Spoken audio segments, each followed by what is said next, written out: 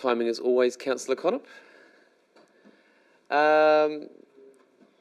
Councillors, as we're about to start the meeting, we'll have a quick word of prayer. Again, as I say to councillors, if you'd like to bow your heads, you can. Heavenly Father, look after us today as we go through the meeting, and Lord, help us to understand the desires and wishes of our community as we go through this agenda item. In your precious and loving name, amen.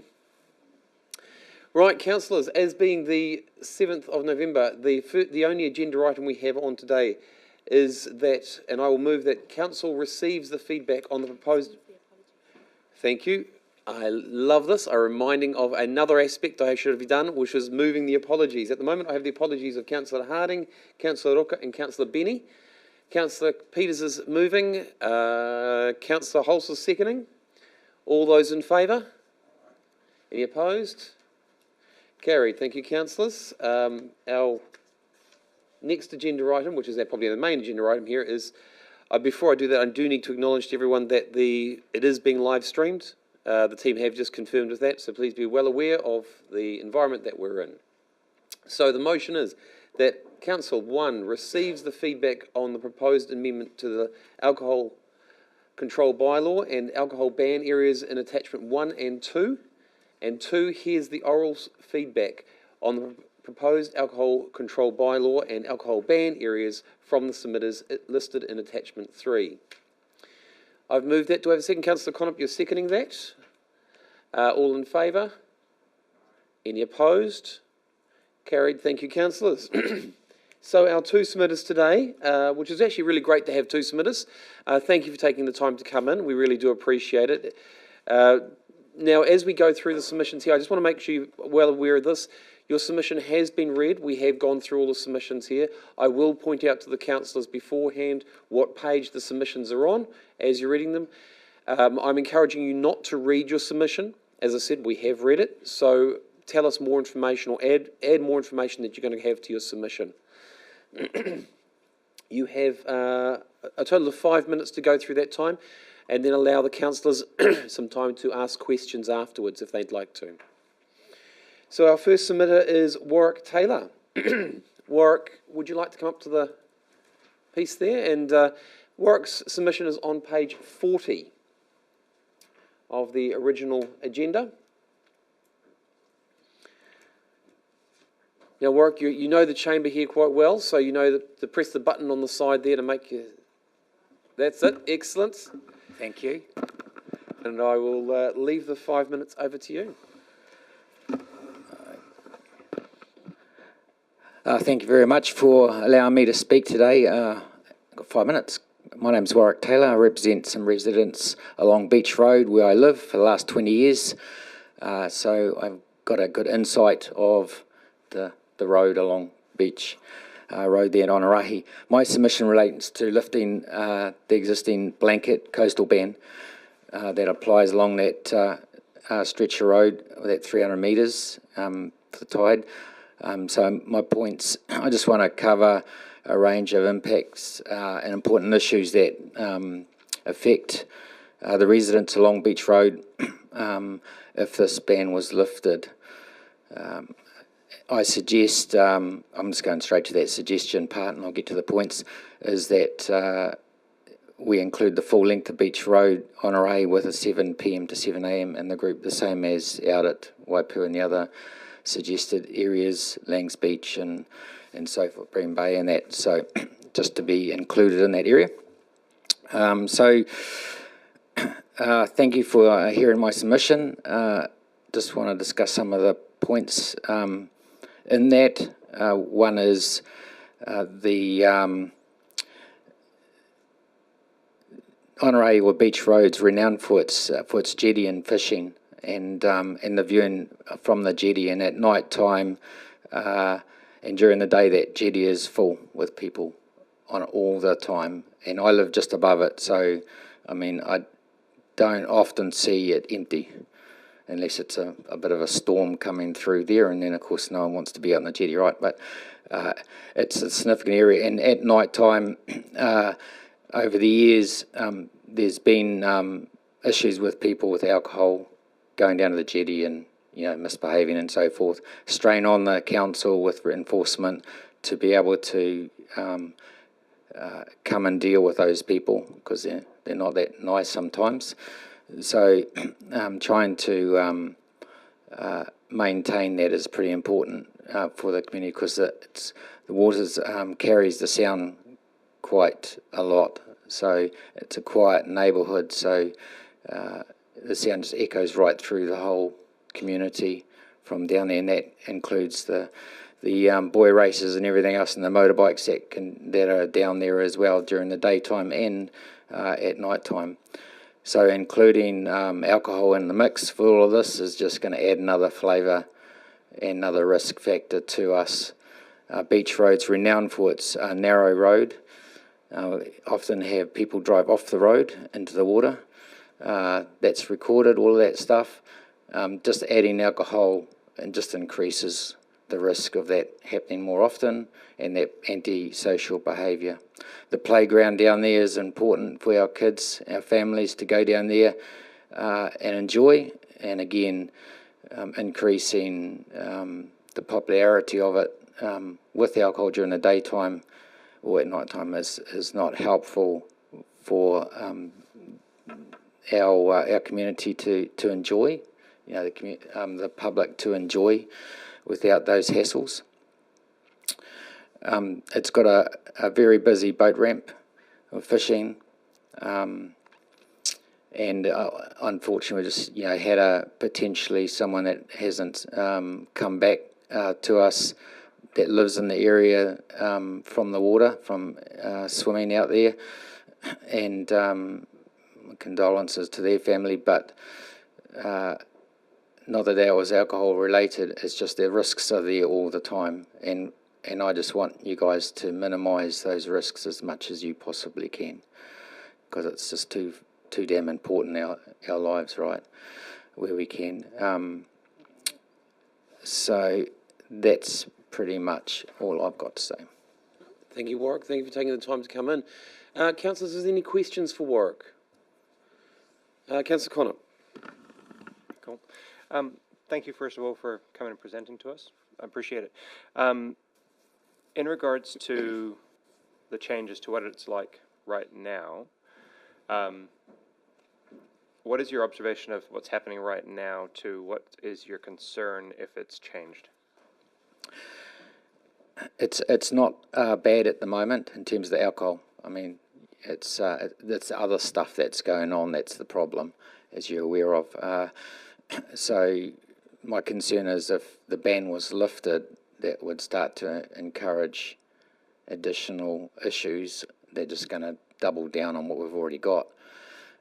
So yes, we might have the odd person down the jetty spark up with alcohol now, but once that ban's lifted and people start to realise they can't, there's no enforcement for them and they can do that, it's just going to get worse and worse. And then my fear is that's when the risks come in, when people start to lose their lives, whether they're driving off the road or something off the jetty or at the boat ramp.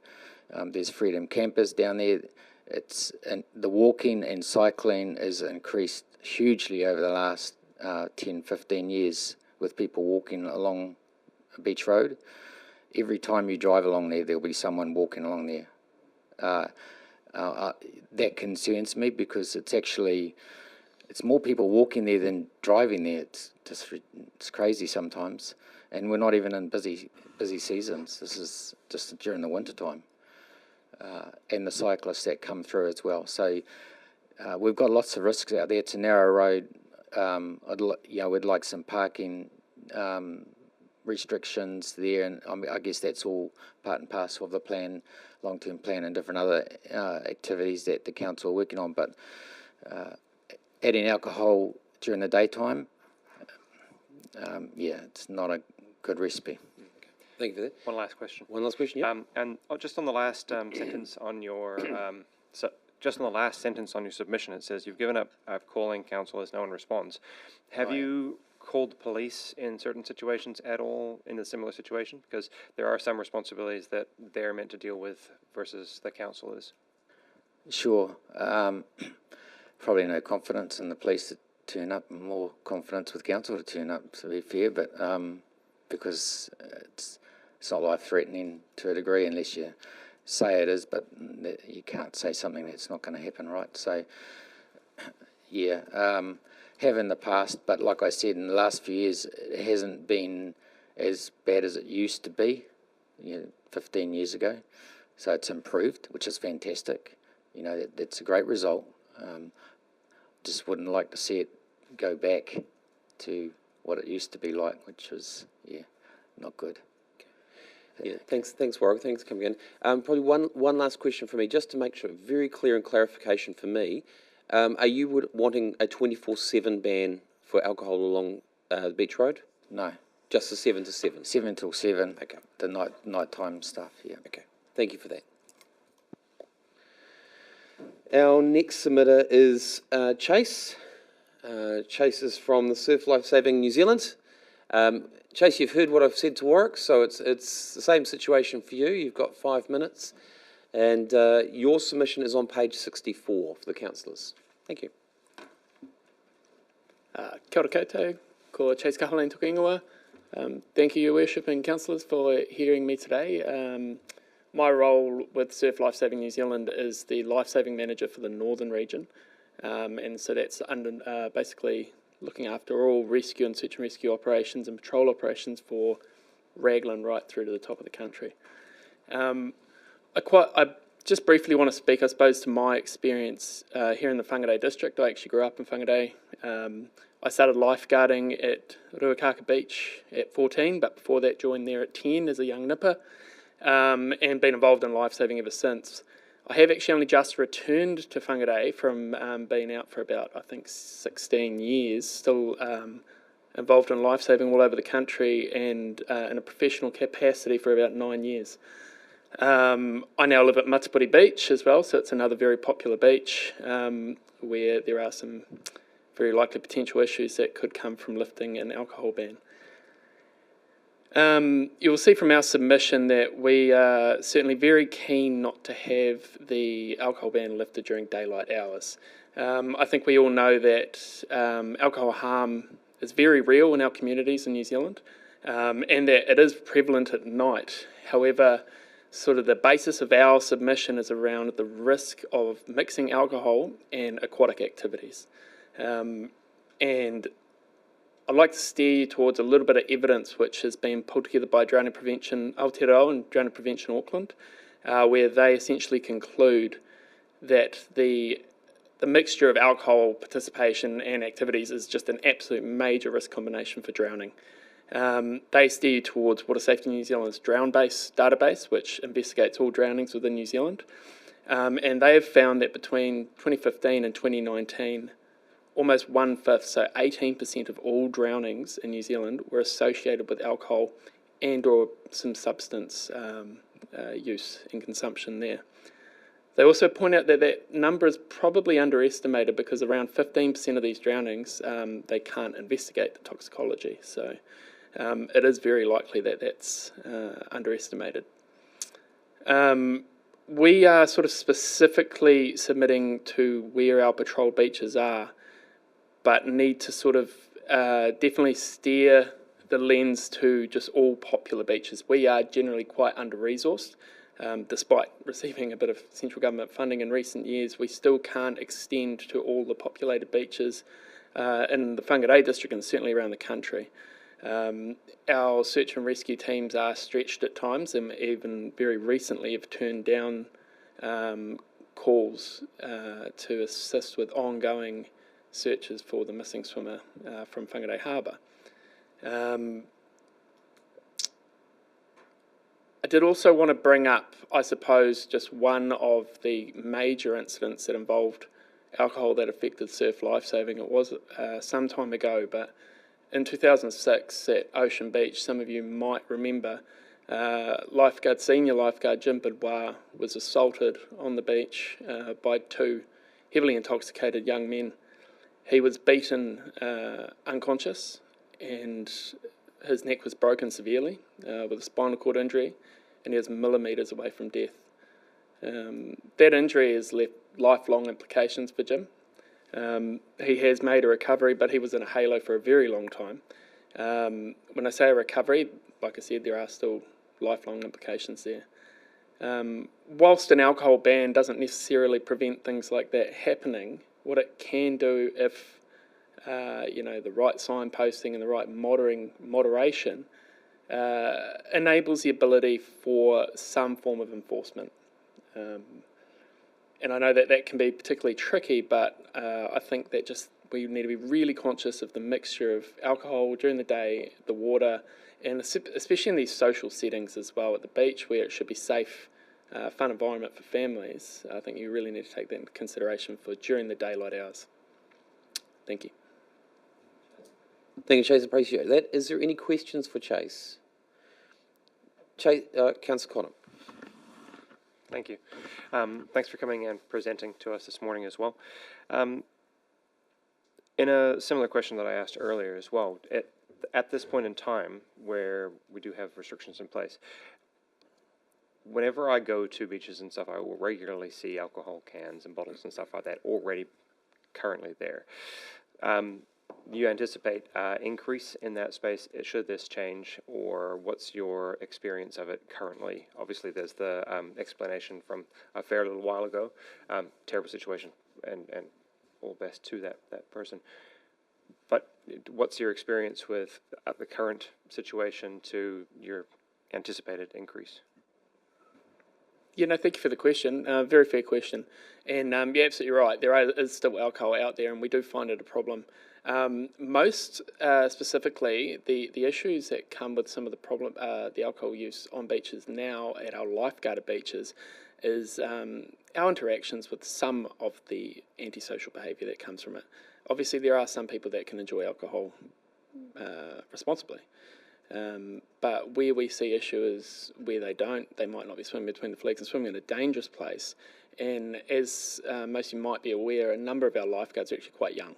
And for them to then approach these people and have an interaction to try and get a safety message across can actually be quite intimidating for them. And often they are intimidated, and that is incidents that we do deal with.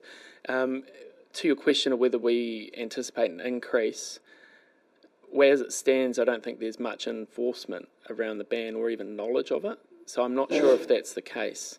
And if anything, it would be great to have actually seen if after the review of the ban, hopefully a ban remains during daylight hours, especially in the populated beaches, and we see some signage and potentially the ability for council to moderate that and some form of enforcement. Okay. Chase, just same question I asked before to Warwick. Just for clarification, are you asking for, because when reading your submission, it's very clear that you prefer no alcohol near the beaches at all. Are you asking for a 24/7 ban, or are you asking for just the ban at nighttime times?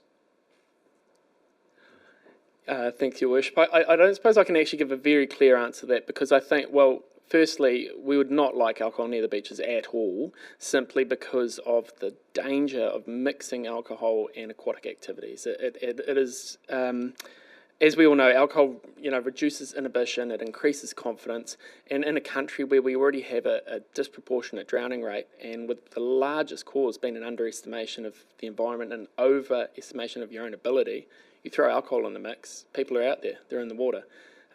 So ideally we wouldn't want alcohol near the beaches at all. But at the very bare minimum, during the daylight hours, where people are more likely to have a drink, go for a swim during the day, cool off, and potentially even drive home intoxicated. Appreciate that. Thank you very much. No other questions? Thank you, Chase. Appreciate your time coming in. Thank you. And Warwick, thank you again for coming in and taking the time to come in. At this point, I will now call the meeting closed at 9:20. Thank you, councillors, for taking the time to come in. Just reminded councillors, we do have a meeting later on. I'm going to just check with the team to whether they can bring it forward at all, since it is a workshop. Thank you, Chase.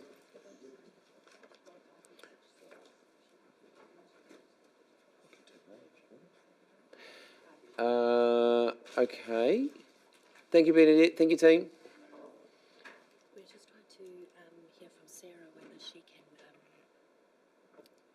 Yep. Okay, so, Kenny, you walking out? Okay, because Simon would like to touch base with some things, that's all. Can we move it till 10 o'clock? And do it 10? Yeah. Yep, so give you a break for half an hour? Okay. Yeah, if you come to with 9:30, Simon, if you can bring it back at 9:30. Yep, okay, 9:30.